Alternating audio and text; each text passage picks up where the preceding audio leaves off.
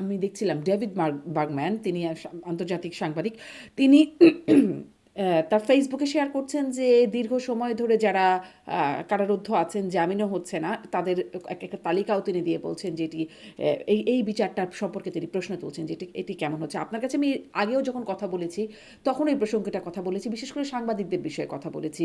আপনি নিজেও একজন সাংবাদিক, সেই হিসেবে পুরোটা সময় ডক্টর ইউনূসের সময় তারা আসলে মুক্তি পেল না। আমরা দেখলাম আসিফ নজরুল, মাননীয় আইন উপদেষ্টা ছিলেন, তিনি বললেন যে যদি ভিকটিমরা মামলা করে তাহলে আসলে কিছু করার থাকে না, করার যে থাকে সেটা আমরা বুঝেছি ডক্টর ইউনূসের মামলা প্রত্যাহার থেকে। তখনও অনেক রাজনৈতিক মামলা প্রত্যাহার হয়েছে। ক্ষমতা পরিবর্তনের সাথে সাথে 17 বছরের যে মামলা, 2000-এর উপরে মামলা 2 দফায় বিএনপি সরকার সেটি প্রত্যাখ্যান করে নিয়েছে, প্রত্যাহার করে নিয়েছে। অতএব সরকারের যে কিছু করার থাকে না সেটি হয়তো ঠিক কিনা সেটি নিয়েও একটা বিষয় আছে। এখন আপনার কি মনে হয় আসলে এই যে সাংবাদিকদের বিরুদ্ধে মামলা, এতদিন ধরে হত্যা মামলায় জামিন পাচ্ছে না, এটির কতটা যৌক্তিক হলো ডক্টর ইউনূস সরকারের সময়? আর এখন কি সেখান থেকে কোনো মানে নিস্তার বা সেখান থেকে কোনো প্রতিকার মিলবে কিনা? প্রথমত কথা, এই সরকারের বয়স মাত্র অল্প কয়েকদিন। এই সরকারের এই জায়গাটাতে নীতি কি হবে সেটা এখনো পর্যন্ত আমি জানি না, এক নম্বর। আর ডক্টর আর ইউনূস এই সরকারের নীতি কি ছিল?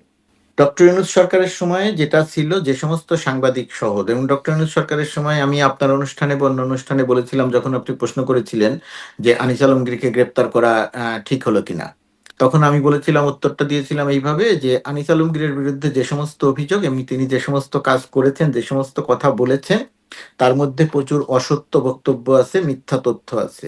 এখন অসত্য বক্তব্য এবং মিথ্যা তথ্যের বিপরীতে আমি কি করব? আমি কি আদালতে মামলা করে তাকে গ্রেপ্তার করব, নাকি অসত্য তথ্যের বিপরীতে আমি সত্য তথ্য দিব? সে আমি মনে করি যে অসত্য তথ্যের বিপরীতে সত্যি তথ্য দিয়ে মোকাবেলা করা খুব সহজ ছিল। তাকে গ্রেপ্তার করার সিদ্ধান্তটা তারা গ্রেপ্তার না করেই সমস্যার সমাধান করে, আমি তখন বলেছিলাম। আর এখন এসে আমার কাছে এখনো একই বক্তব্য। আমার কাছে মনে হয় যে অন্তর্বর্তীকালীন সরকারের দুই তিনটি সিদ্ধান্ত, দুই তিনজনকে গ্রেপ্তার করার সিদ্ধান্তগুলো খুবই ভুল এবং সরকারের জন্য ইমেজের ক্ষতি হয়েছে।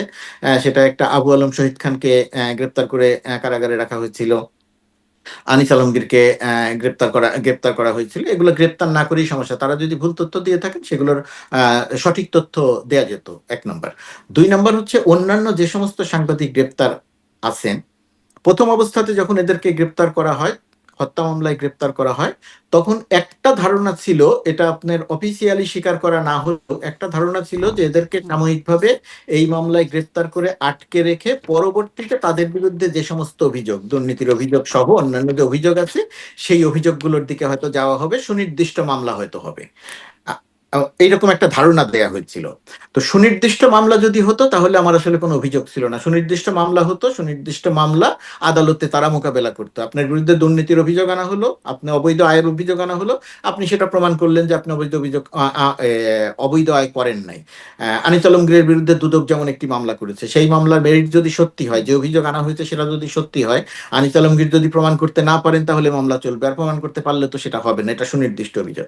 কিন্তু যে সমস্ত সাংবাদিকদেরকে হত্যা মামলা দিয়ে বছর দেড়েক গ্রেপ্তার করে রাখা হলো, আটকে রাখা হলো, এইগুলোর এখন এসে এগুলোর পক্ষে আসলে কথা বলার কোনো যুক্তি নেই, এটা আসলে জাস্টিফাই করার কোনো যুক্তি নেই। তাদের বিরুদ্ধে যদি অন্য কোনো অভিযোগ আপনি আনতেই না পারেন, অন্য কোনো অভিযোগ যদি তাদের বিরুদ্ধে নাই থাকে, তারা সেটা করেছেন কি করেন নাই সেটা আর এক আলোচনা।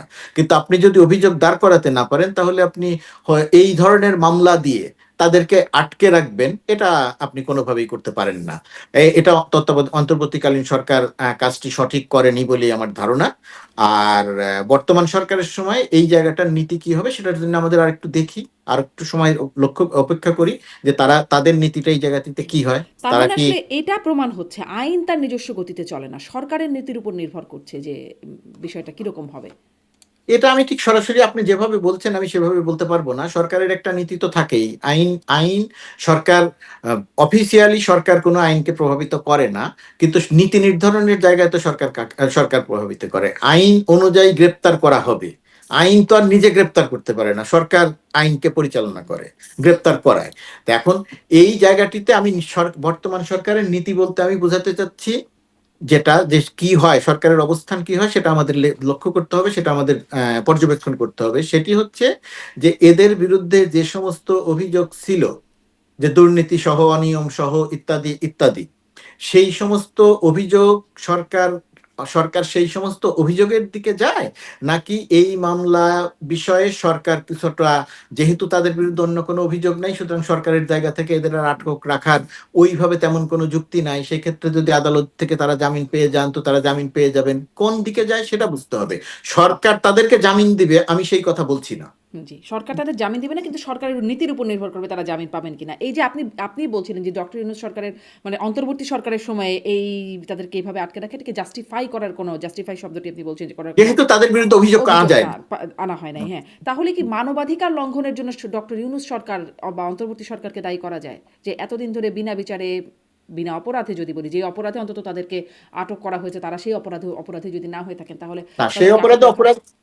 সেই অপরাধে অপরাধী নয়, মানবাধিকার লঙ্ঘন করেছেন সেই অভিযোগ আপনি করতে পারেন, কিন্তু একটি সরকার যখন অন্তর্বর্তীকালীন সরকার একটা বিশেষ পরিস্থিতিতে যখন দায়িত্বে আসে এবং তাকে যেহেতু বিশেষ বিশেষ অসংখ্য সমস্যার সমাধান করতে হয়েছে, তো সেই রকম সময়ে সে যে কাজ করেছে সেই কাজটি সে হয়তো শেষ করে যেতে পারেনি, মামলা দিয়েছে কিন্তু পরবর্তীতে সুনির্দিষ্ট অভিযোগ আনতে পারেনি, সেটার জন্য তাকে আপনি মানবাধিকার লঙ্ঘনকারী হিসেবে অভিযুক্ত করবেন, আমি এই যুক্তির সঙ্গে একমত নই। আচ্ছা, তাহলে মানে কিসে অভিযুক্ত করা হবে? মানে কোনো অভিযোগই থাকবে না? এরকম ১.৫ বছর ধরে না, তারা বা কাজ ২ শেষ বছর করে যাবৎ? ১.৫ বছর মানে ১৮ মাস, হুম, ১৮ মাস মানে হুম, ১৮ বছর না। হুম। ১৮ মাসের মধ্যে এই সরকারের উপরে যতগুলো দায়িত্ব ছিল সবগুলো কাজ করে যাওয়া সম্ভব হয় নাই। এটা হতে পারে তাদের একটা ব্যর্থতা বলতে পারেন, যে কোনো তারা কাজ কি ব্যর্থ হয়েছে করেছে? এটা মানে করতে। তাদের জন্য কি যারা আটক আছে, যদি আমি সুনির্দিষ্টভাবে, যদিও শুধু সাংবাদিক না, আরো অনেকেই আছেন, ডেভিড বার্গম্যান দেখাচ্ছেন যে ৮০ ঊর্ধ্ব বছরের অনেক মানুষ তারা আসলে জামিন পাচ্ছেন না। অনেক আওয়ামী লীগ নেতা আছেন। তাদের কথাও ডেভিড বার্গম্যান উল্লেখ করছেন তার সেই ফেসবুক পোস্টে। কিন্তু আপনি মানে সাংবাদিক, আমিও সাংবাদিকতার জায়গা থেকে যদি জিজ্ঞাসা করি যে সাংবাদিকরা এতদিন ধরে আটক রাখা হলো, কিছুই করতে পারলো না, বিষয়টা তা তো না। কারণ তাদের কাছে অনেকবার প্রশ্নটা করা হয়েছে। বিশেষ করে সাংবাদিকদের বিষয়েই প্রশ্নটা করা হয়েছে। আন্তর্জাতিক বিভিন্ন সাংবাদিক গোষ্ঠী থেকে বিষয়টা এসেছে, কিন্তু তারা কিছু করেন নাই। মানে এই বিষয়ে বলেছেন যে যদি ভুক্তভোগীরা মামলা করে আমাদের কিছু করার নাই, এরকম একটা রিপ্লাই বরঞ্চ শোনা গেছে। সেটি কি তাদের ব্যর্থতা, অপারগতা, নাকি তারা মানে ইচ্ছাকৃতভাবে এটি করলেন? আমি মনে করি এটা তাদের ব্যর্থতা। তাদের এখানে পরিষ্কার অবস্থান থাকা দরকার ছিল, খুব পরিষ্কার বক্তব্য থাকা দরকার ছিল, যে তাদের অন্তত যাওয়ার আগে, দায়িত্ব ছেড়ে দেওয়ার আগে অন্তত বলা দরকার ছিল যে আমরা সময়ের অভাবে বা অন্য কোনো কারণে কাজগুলো করতে পারিনি বা ইত্যাদি ইত্যাদি।